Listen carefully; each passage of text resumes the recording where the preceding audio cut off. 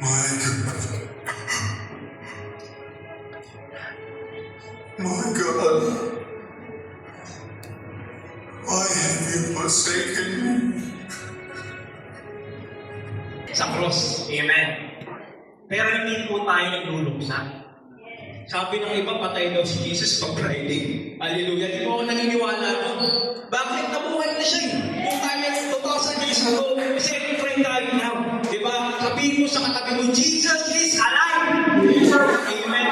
So tayo lahat kayo naniniwala na si Jesus buhay na.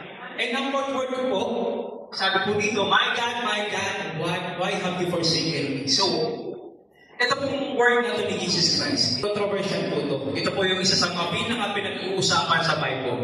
Bakit? Kasi sabi nila, kung Diyos si Jesus Christ, bakit niya sinabi yan? Amen? So kahit po ako, nag-aral po ako, gusto kong malaman kung bakit ba sinabi ni Jesus Christ that time, nung nasa cross siya. So natuklasan ko po na si Jesus Christ, sino dito naniniwala? Si Jesus Christ ay Diyos. Taas kamay, naniniwala. 100% Jesus Christ God. So, mapapatunayan natin sa Bible niya. Sige, Ate Pat, next verse. Okay po? Yan, John 1:1. Nang pasimula pa lang ay naroon ang salita, at ang salita ay kasama ng Diyos, at ang salita ay Diyos. So, sino ang salita? Sino yun? Jesus Christ. Paano natin nasabi si Jesus Christ? Next verse po. Ang salita ay naging tao at naliraan sa piling natin, nakita natin, namin ang kalwati ang tunay na kanyang bilang na isa-isang anak ng Ama, siya ay puspos ng kagandahan ng loob at katotohanan. So yung salita, nagkatawang tao. Amen. So sino yung kanina? Yung salita ay Diyos. 100%. Sino ba yung nagkatawang tao? Si Jesus Christ lang. And that time po, si Jesus Christ, 100% man. Ibig sabihin, nung nasa ko siya, nung pinako siya, nasasaktan siya. Diba? Nahihirapan siya. Kumbaga, sakit na. Pero ninyo, nilatigo, pinagbuhat ng krus, pinakusan. Sobrang hirap that time. Amen? And lahat ng paghihirap na yun, tingin nyo ba deserve niya? Hindi. Tingin deserve. Wala naman siyang kasalanan. Di ba? Sino may kasalanan? Tayo. Tayo may kasalanan eh. Pero siya yung nagpakahirap, yung nag-suffer, nag-receive ng pain para sa atin. Amen? So, dapat tayo. Alam mo yun? Matuwa, maging grateful, magalang. That's why we celebrate. We do not mourn anymore because someone died from that cross to save you. Amen. So, pinakita dito na tao lang sila that time. Diba? So, ito, papakita ko sa inyo na kung paano siya naging tao that time. Meron pang next verse yan. Next verse natin pa. Mateo 26:20. Sabi ni Jesus, lumayo siya na kaunti. Nagpatira pa siya at nanalangin. Ama ko, kung maaari po, ilayo ninyo sa akin ang kopang ito ng paghihirap. Sabi ni God, Lord, kung pwede lang, ilayo niyo naman sa akin to. Kasi alam niyo yung pagdadaanan niya, alam niyo yung suffering, alam niyo yung pain, alam niyo yung shame na pagdadaanan niya. Pero hindi ganun kasilpis ang God natin. Kahit alam niyang mahirap, ang sabi niya, ngunit hindi po ang kalooban ko, kundi ang kalooban ninyo ang mangyayari. Amen? So kahit alam niya, hirap na yun. Diba? Kahit dito, kahit alam niya, hirap na yun. Alam niya yung pagsubok na dadaanan niya. Tinuloy niya pa rin. Amen? Diba? So even God, nahirapan. And possible, tayo, nahirapan din. Amen? Sino dito yung nahirapan yung problema ng askamay? Hindi mo na pa sa mga bata ng askamay. Yung iba walang problema. Yung iba walang. Pero dito, maraming may problema. Nahihirapan din. Amen? Hindi na kaya, minsan gusto na magpakamatay. Yung iba, bawi sa utang. Yung iba, problema sa negosyo. Yung iba, may problema sa pamilya. May problema sa kasintahan, sa asawa. Dami problema. May naglolo ko. Diba? Pero tandaan mo, may naghihirap na sa krus para sa'yo. Amen? And, sabi ko nga po, para sa ating mga nahihirapan, naalala niyo si Abraham kung paano niya sinuko. Ako, yung asawa niya, walang anak. Amen? Walang ko siya dati. Nung nagkaanak, sabi niya, sige, bibigyan kita ng maraming anak, maraming lahi. Nagkaanak niya. Kaya sa isang anak niya. Sa totoo asawa ko. So, sige yung anak mo. Alay mo kami. Amen? Bilang mama, tingin niyo po, kaya mo pa yung alay mo anak mo. Sige, patayin mo yung anak mo. Dali ka sa bundok, alay mo sa akin. Pero nagagawa din ni Abraham. Amen? Pinatigil siya. Okay na, napatunayan mo na natapat ka sa akin. Pero ang Diyos natin, Inalay talaga niya yung isa-isa anak niya para sa atin. Amen. So may pagsubok, may blessing. Is that time, after ng paghihirap ng Diyos, may nangyari ba? Hirap siya sa eh. Ano nangyari? Jesus conquered the grave. Jesus conquered the sin. Jesus conquered shame. Amen. Jesus conquered your pain, your problems, of everything. He conquered at the cross. Amen. So kahit anong problema mo yan ngayon, maniwala ka na kasama mo ang Diyos. Amen. Even leadership, Pastor Jojo, nakita ko kung paano sinubok, kung paano managpasan, nakasama niya si Lord, kung paano siya pinagpalak. Yung mga leaders dito, nakita ko yan.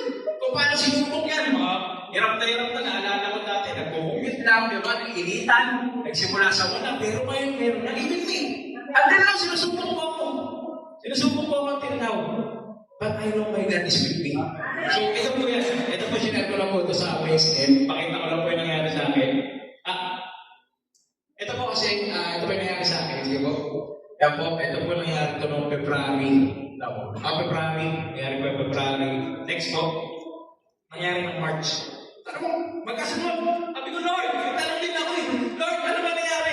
Ano ang ginawa kong mali? Yan ang sagot sa akin ni Lord, pahayag 2-4. Pwede mo ito siya. At diba? I pray. Si Lord, sumasagot niya sa panalangin. Sumasagot niya by the Bible. Pwede kausapin ka rin. Diba? 2-4. Pahayag 2-4. So, Revelation 2-4. Sige po, pagkita natin. Yan. Subalit may isang bagay na ayaw ko na sa'yo, pag-ibig mo noong una, sumasaplantaya ka ay nalalamig ka. Hallelujah. Sino din nalalamig? Wala na nalalamig? Amen. So, ba't naman nalalamig mo ngayon? Naniniwala ako after this session, after this 7 last week, pag-iilit ka mo. Amen. Kung time na yun, siyempre, hindi ko po, medyo nanghina ako, pero hindi naman lang pananampalataya ako, nalungkot ako.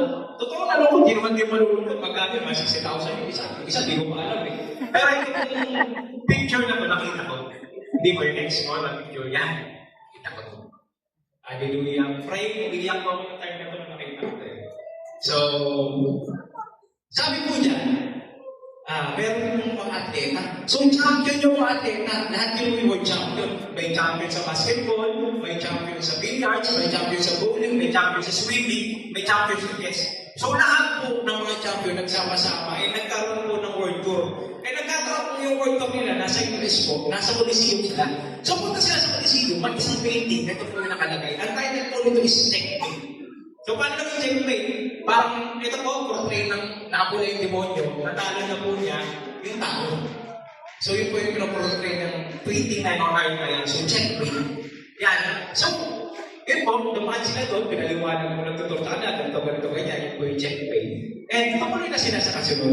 Eh, kung napansin ko nung nagtutur, sabi nung nagtutur, asan yung isa? Ba't mawawala yung isa? Ano mawawala ko? Yung champion ng chess. Amen. So, balik siya nga, nakita niya doon sa painting, nakatitig pa rin yung champion ng chess. Sabi niya, sir, ba't nagpaiwan ka? Eh, sir, ito kasi painting, kanina ba ako naguguluhan? Sabi niya, sir, bakit ka naguguluhan?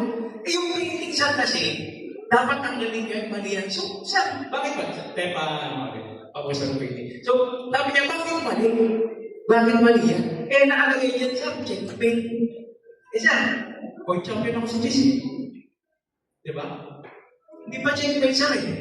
Meron pang paraan para manalo isa. Naalo na nakakita kasi alam ko. So kayo, kung piling nyo kayo, checkmate na kayo sa buhay nyo. Si Lord may paraan pa para matuloy ng mga buhay ko. Ang mga buhay ko.